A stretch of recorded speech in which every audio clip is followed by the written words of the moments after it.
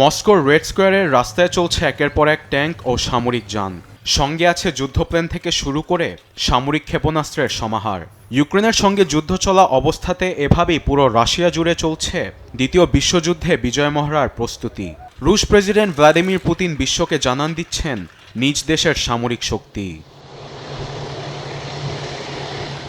নাৎজি জার্মানির বিরুদ্ধে Soviet union এবং তার মিত্রদের বিজয়ের ৮০তম বার্ষিকী উপলক্ষে চলতি মাসের ৯ তারিখে এই কুচকাওয়াজের নেতৃত্ব দিবেন রুশ প্রেসিডেন্ট নিজেই, যার জন্য আধুনিক অস্ত্রের পাশাপাশি মহড়ায় আছে ঐতিহাসিক T-34 ট্যাঙ্ক, বিভিন্ন ভ্যারিয়েন্টের আর্টিলারি, S-400 প্রতিরক্ষা ক্ষেপণাস্ত্র ব্যবস্থা, জিরান-2 ড্রোন এবং ইয়ার্স ইন্টারকন্টিনেন্টাল ব্যালিস্টিক মিসাইল।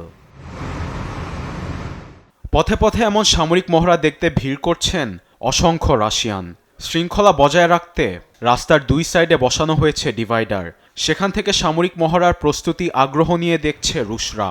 আবার বাসার আঙিনা থেকে রাস্তায় ট্যাঙ্ক চলার মুহূর্তগুলো ক্যামেরাবন্দি করতে ব্যস্ত কেউ কেউ। আমরা এখানে মহড়ার প্রস্তুতি দেখতে আসছি। ট্যাঙ্ক, আর্টিলারি ও ক্ষেপণাস্ত্রগুলো দেখে খুব ভালো লাগছে।